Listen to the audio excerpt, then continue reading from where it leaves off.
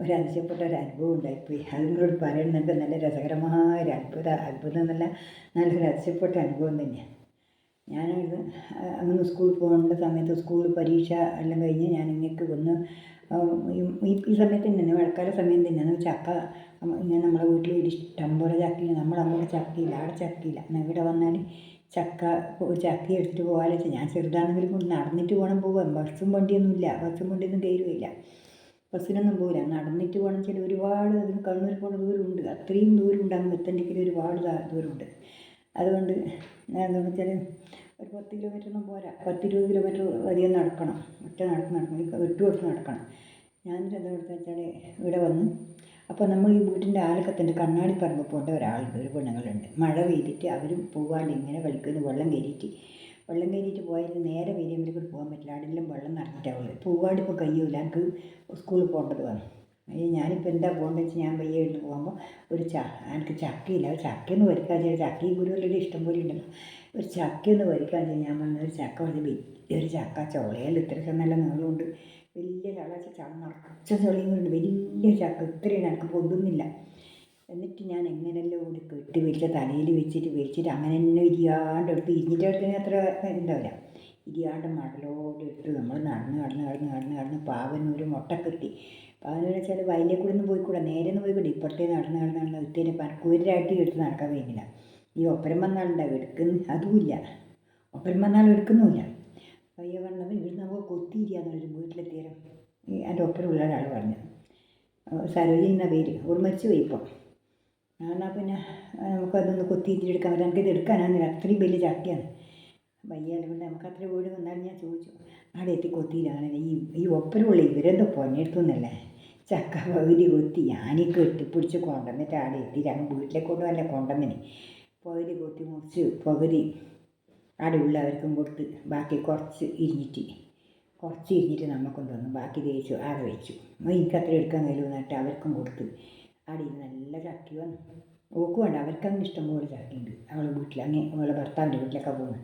അതുകൊണ്ട് അത് വേണ്ട, എനിക്കങ്ങനെയല്ല, എനിക്കിപ്പം ഇവിടെ എത്തിയിട്ട് കൊണ്ടുവന്നിട്ട് വേഗം നല്ലോണം ചക്ക വാക്കി വെച്ചിട്ട് തിന്നാലോ, നമുക്കും എൻ്റെ അനിയനും എല്ലാം ഉണ്ട് ഇവിടെ, എന്നാൽ വന്ന് 2 ദിവസം അതിനെക്കൊണ്ട് തിന്നാലോ എന്നെല്ലാം വിചാരിച്ചിട്ടാണ് ഞാനിങ്ങ് പോയത്. ഇപ്പോൾ അവർക്കറിയോ നമ്മുടെ വിഷമാണെന്ന്, നമുക്ക് ഇങ്ങനെയുള്ള ചക്കയില്ലാതെയാണെന്ന് അറിയില്ലല്ലോ.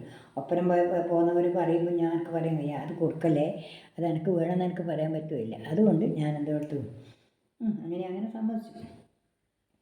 എഴുതി ഞാൻ ചക്കയെടുത്ത് എനിക്കുണ്ടാ പൊന്തുന്ന് ഇങ്ങനെ നടന്ന് വൈകുന്നേരം സന്ധ്യ രാവിലെ 10 മണിക്ക് ഇങ്ങനെ എണീറ്റാണ് വൈകുന്നേരം 6 ഒരു താഴ്ത്തുന്ന വെള്ളം കുടിച്ചു, ഒരു വെള്ളം പോലാണ് പച്ചവെള്ളം കുടിച്ചിട്ടില്ല. ആ വീട്ടിൽ നിന്ന് കൊത്തിമുട്ടിക്കില്ല, ചായ വെള്ളം വെച്ച് തന്നിട്ടൊന്നുമില്ല, വെറും പച്ചവെള്ളം കുടിച്ച് അവിടുന്ന് നടന്ന് വീട്ടിലെത്തി. സന്ധ്യക്ക് 6 മണിയാകുമ്പോഴേക്ക് വീട്ടിലെത്തി. ഇവർ അവരങ്ങ് പിന്നെ കണ്ണാടിപ്പറമ്പിലേക്കാണ് പോയിട്ട്, അവരങ്ങ് നേരെ കണ്ണാടിപ്പറമ്പിലേക്കും പോയി, ഞാൻ എൻ്റെ വീട്ടിലേക്കും പോയി. വൈകിലെത്തിയാൽ അവർ നേരെ പോയി, ഞാൻ ഇങ്ങേക്കൂടി നേരെ പോയി.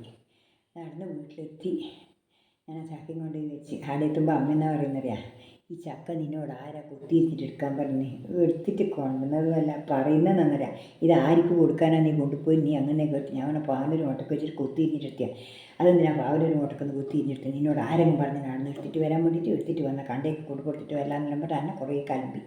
ഞാൻ പറഞ്ഞു എനിക്ക് എടുത്തിട്ട് വരാനില്ല, എൻ്റെ ഒപ്പം വന്ന ആളാണ്, അവിടെ കൊടുത്തിന്. അവർ കണ്ട് പോയിട്ട് ചക്ക അവർക്ക് കൊടുത്ത് പന്നി കെട്ടിപ്പൊരി കൊണ്ടുവന്നിട്ട് അവർ മേടിക്കില്ല, അവർ ആടെ വന്നിട്ട് എടുത്തിട്ട് കൊണ്ടുപോയിക്കൂടെ, നിങ്ങൾക്ക് ഒപ്പരം മേടിക്ക് വേണമെന്നാൾ നീ കെട്ടിപ്പൊരി എടുത്തുകൊണ്ട് പോയിരിക്കുന്നു മേടിക്കാൻ, അവരൊക്കെ ചക്ക എടുത്ത് വരുമ്പോൾ എന്നെല്ലാം പറഞ്ഞ് അങ്ങനെ അങ്ങനെ ഒരു രസമുണ്ടായി എൻ്റെ ജീവിതത്തിൽ.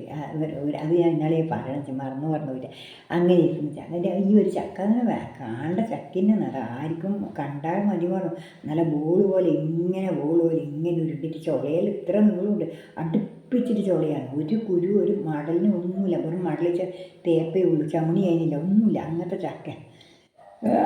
ചക്കയാണെന്ന് പറഞ്ഞാൽ. അങ്ങനെ ഒരു സംഭവം എനിക്ക് ഉണ്ടായിരുന്നു. മലവെള്ളം കയറിയിട്ട് അങ്ങനെ അങ്ങ് അറ്റത്തോളത്തി റോഡുമ്പിലേ പോയി വളഞ്ഞ് പോയിട്ട് അങ്ങ് പാവനൊരു മുട്ടക്ക് കയറിയതിന് ശേഷമാണ് ആടെ നിന്ന് നേരെ റോഡുമ്പിൽ എന്നെ നടന്നിട്ട് പിന്നെ വെള്ളമില്ല. ഇവിടുന്ന് കടക്കാൻ നമ്മൾ ചുടുകാട്ടിൽ പോയിട്ട് കടക്കാൻ മാത്രമേ വെള്ളമില്ലൂ, പിന്നെ വെള്ളമില്ല. അങ്ങനെ ഞാൻ അങ്ങനെ പോയില്ല.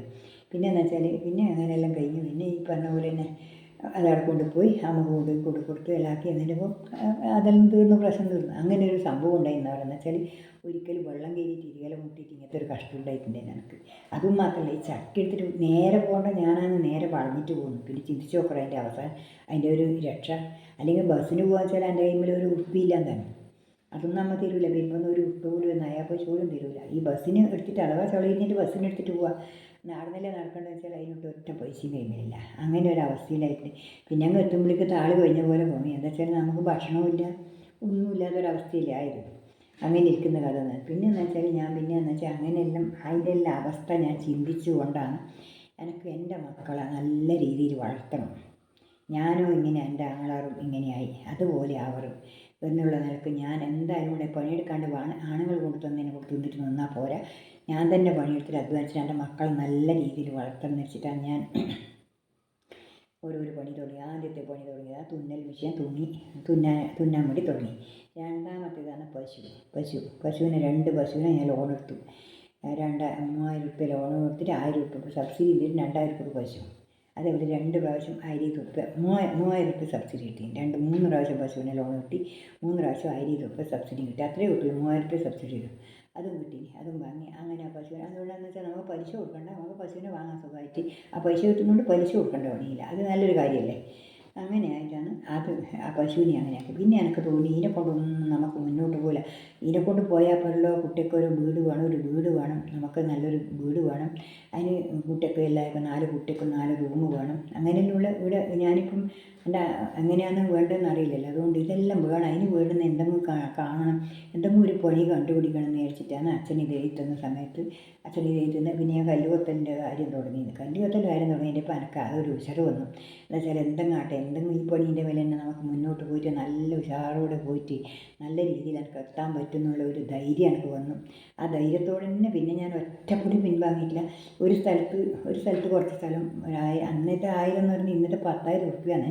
അന്നത്തെ 1000 10 അല്ല 20,000 റുപ്യോളം വരും. 1500 റുപ്യ ഞാൻ 1600 റുപ്യ 650 റുപ്യ ഞാനൊരു പണം വാങ്ങിയിട്ട് ചെറിയ സ്ഥലമാണ് തേച്ച് അത് കുത്തുമ്പോഴേക്കെല്ലാം മാളം വീണ് എൻ്റെ അടി തേച്ച് മാളം കൊത്താൻ കിട്ടിയിട്ടില്ല. ആ നഷ്ടം തേച്ചും വന്നു. പിന്നെ ഞാൻ ആദ്യം പണിയിലൊന്നും കൊത്തി പൈസേൻ്റെ നഷ്ടം തേച്ച് ഞാൻ ഇപ്പുറം കുത്തി നീക്കിയിട്ട് വേണം എനിക്ക് കിട്ടാൻ.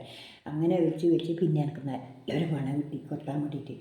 അതിനാണെങ്കിൽ ഇഷ്ടംപോലെ കല്ലും വരും, നല്ല ഒരു മുറി പോലും ഇല്ല, ഒരു കഷ്ണം കല്ല് പോലും പൊട്ടിയിട്ട് പോയി പോലെ അങ്ങനത്തെ നല്ലൊരു പണിയും കിട്ടി. അതിനാണ് ഇഷ്ടംപോലെ ഒരു ദിവസം ആളുകൾ 300 കല്ല് 300 ദിവസം തന്നെ 50 60 70 കല്ല് കുത്തുവരെ ഒരു വയൽക്കാർക്ക് അത്ര നല്ലോണം കല്ലും കുത്തുവർ. അന്നേരം ഒരു 5-10 ആളുണ്ടെങ്കിൽ നല്ലോണം കല്ലായില്ലേ, ഒരു ദിവസം നല്ല ഒരു ലോഡ് 2 ലോഡ് 3 ലോഡ് കല്ലായില്ലേ. അങ്ങനെ കല്ല് കൊടുക്കുമ്പോൾ എനിക്ക് നല്ല പൈസയും വരുമല്ലോ. അങ്ങനെ ആഴ്ചക്ക് പൈസ കിട്ടും. അങ്ങനെയാണ് ഞാൻ മുന്നോട്ട് പോയി. എൻ്റെ ആ ഒരു പിന്നെ പ്രയത്നവും എൻ്റെ ആ ഒരു ധൈര്യവും ഞാൻ ആ കീച്ചലും ഒരുപൊടി ഞാൻ മുടങ്ങാണ്ട് ഞാൻ പോയതുകൊണ്ട് എനിക്കെന്താ വെച്ചാൽ ഞാൻ നല്ലൊരു ജീവിതം പഠിച്ചു.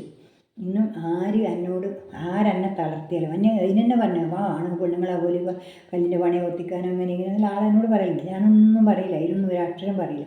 പിന്നെയെന്ന് വെച്ചാൽ നമ്മൾ ആലക്കത്തുള്ളവരാണ് പണിക്ക് വരുന്നവർ. പിന്നെ എൻ്റെ ഏട്ടനുണ്ട് അടുത്തുണ്ട്, പിന്നെ എൻ്റെ ഭർത്താവും വരുന്നുണ്ട്. പിന്നെ എനിക്കെന്താ പോകുന്നത്,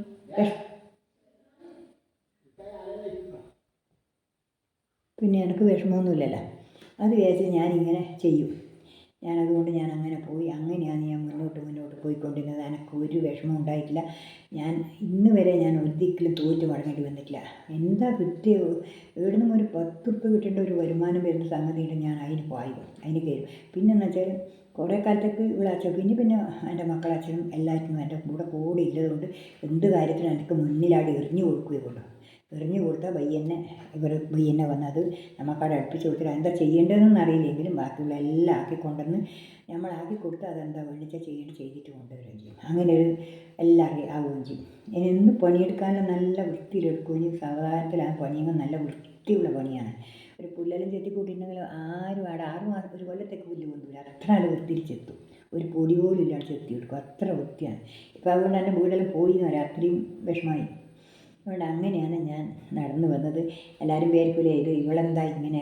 അതാ ഞാൻ ഓരോരോ ലൈവിലും ഇന്നലെ ആ ഒരു ലൈവെന്ന് പറഞ്ഞാൽ എനിക്ക് വല്ലാതെ വിഷമം തോന്നിയിട്ട് ഇന്നലെ ഞാൻ ആ ലൈവ് ഇട്ടിന്, അല്ലെങ്കിൽ ഇത് ഇടുന്നില്ലാന്ന് വെച്ചതാണ്. ഇന്നിപ്പോൾ എന്ന് വെച്ചാൽ ഞാനെന്ന് വെച്ചാൽ ആ കല്ല് കൊത്തൽ 10 കൊല്ലം കൊല്ലത്തോളം 11-12 കൊല്ലത്തോളം ഞാൻ കല്ല് കൊത്തീനി. കല്ല് കൊത്തിയിട്ടെന്ന് വെച്ചാൽ എനിക്കൊരു നഷ്ടവും വന്നില്ല. നല്ല ലാഭം തന്നെ അതിന്. നല്ല ഇഷ്ടംപോലെ വീടിൻ്റെ പണി കഴിച്ച് ഒരുങ്ങി. മക്കളെ കല്യാണം കഴിഞ്ഞു. മക്കളെ കല്യാണം കുറച്ച് സ്ഥലം കൊടുത്തിട്ടാണ് മക്കളെ കല്യാണം കഴിച്ചത്. പക്ഷെ എന്നാലും വീടിൻ്റെ പണി ഒരുങ്ങി. വീട് കുറേ പണിയെടുത്തു. എല്ലാം കൂടെ ഒന്നിച്ചാവില്ലല്ലോ.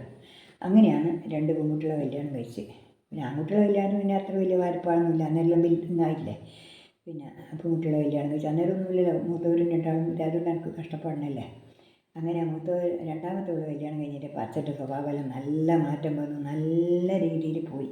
അതുവരെ ലേശം മോശം മിസ്റ്റേക്ക് സ്വഭാവമായിരുന്നു. അല്ല അന്നും ഒരു പേടി, നമുക്കൊരു വിശ്വസിക്കാൻ പറ്റാത്ത പോലെയായിരുന്നു. പിന്നെ നല്ല സ്വഭാവം. എന്ത് കാര്യത്തിന് നമ്മൾ പറഞ്ഞേക്കൊണ്ട് എല്ലാ കാര്യത്തിനും പോവുകയും ചെയ്ത് എല്ലാം ചെയ്യുകയും ചെയ്ത് അങ്ങനെ ഒരു നല്ലൊരു ഇപ്പം നിങ്ങളിപ്പം പറഞ്ഞില്ലേ, ഇന്നിപ്പോൾ ഒരു കുട്ടി വന്ന് ഞങ്ങൾക്ക് നന്നാക്കിയില്ലേ, അതേപോലെ എൻ്റെ ഭർത്താവിന് ഞാൻ നല്ലപോലെ നന്നാക്കി കൊണ്ടുവന്നതാണ്. അതുകൊണ്ടെന്ന് വെച്ചാൽ ആ ഭർത്താവിൻ്റെ വീട്ടുകാർക്കും എന്നോട് വളരെ ഇഷ്ടമാണ്, വളരെ സന്തോഷമാണ്.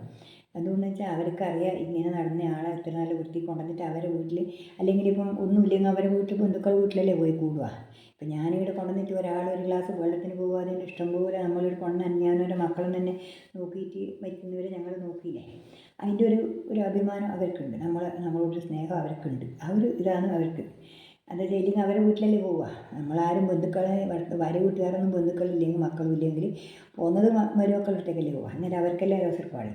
ഇത് അതുവേണ്ടി വന്നിട്ടില്ലല്ലോ. സുഖമായിട്ട് എൻ്റെ മക്കളും നമ്മളും നല്ല വൃത്തിയായിട്ട് നോക്കി ഇതാവുകയും ചെയ്യും. അത് അങ്ങനെയാണ് ഒരു കാര്യമുള്ളത്. അതുകൊണ്ട് ഇപ്പോൾ എന്ന് വെച്ചാൽ ഇനിയിപ്പോൾ എനിക്ക് മുമ്പത്തെ പോലെ പണിയെടുക്കാനൊന്നും പറ്റില്ല. അതുകൊണ്ട് ഞാനെന്താ എടുക്കുന്നത് വെച്ചാൽ ഇങ്ങനെ എന്തെങ്കിലും കുറച്ച് പച്ചക്കറിയോ എന്തെങ്കിലും നട്ട് കുറേശ്ശെ നമ്മൾ സ്വന്തം ആവശ്യത്തിന് മാത്രം കുറച്ച് നടുക. അങ്ങനെയുള്ള കാര്യങ്ങളെല്ലാം ചെയ്യുക. അത്ര മാത്രമേ ഞാൻ ചെയ്യുന്നുള്ളൂ. ഇതിപ്പം നിങ്ങളോട് ഒരു വീഡിയോ എടുത്തിടാൻ വേണ്ടിയിട്ട് മാത്രം ഞാൻ ഇതിപ്പോൾ ഇങ്ങനെ പറയുന്നത്. അതുകൊണ്ട് ഇന്നത്തെ വീഡിയോ ഇത്രയേ ഉള്ളൂ. എനിക്ക് പിന്നെ നാളെ ഞാൻ വേറൊരു വീഡിയോ ആയിട്ട് വീണ്ടും വരാം. എന്തെല്ലോ പറയാനുണ്ട്, എനിക്ക് പറയാനാകുമ്പോൾ കിട്ടുന്നില്ല. പല കാര്യങ്ങളും നിങ്ങൾക്ക് മനസ്സിലാക്കേണ്ടതായ കാര്യങ്ങൾ എൻ്റെ കയ്യിലുണ്ട്. പക്ഷേ അതെല്ലാം പറയാൻ നോക്കുമ്പോൾ എനിക്ക് കിട്ടുന്നില്ല, മറന്നു പോകുന്നു. പിന്നെ ഇത് പറയാൻ നോക്കുമ്പോൾ അത് കിട്ടുന്നില്ല. ആദ്യം അന്നേരം ഓർക്കും, ഇന്ന് വിചാരിക്കും നാളെ മറ്റേത് പറയാനായിരിക്കും. ആ പറയാൻ എത്തുമ്പോഴേക്കും അതെന്താണെന്ന് എനിക്ക് ഓർമ്മ കിട്ടുന്നില്ല. അങ്ങനത്തെ ഒരു ബുദ്ധിമുട്ടുണ്ട് എനിക്ക്. ഓർമ്മക്കുറവ് ഭയങ്കരമുണ്ട്. ഇന്നലെ ഒരാൾ പറഞ്ഞു ഇന്നേക്കാ കാര്യം എനിക്ക് ഓർമ്മയുണ്ടാകുന്നില്ല. പ്രായമായില്ലേ, അതുകൊണ്ട് ഓർമ്മക്കുറവ് പണ്ടേ ഉണ്ട്. അതുകൊണ്ട് ഇന്ന് ഞാൻ നിങ്ങളോട് ഇത്രയേ പറയാൻ. ഇന്നത്തെ വീഡിയോ ഇത്രയേ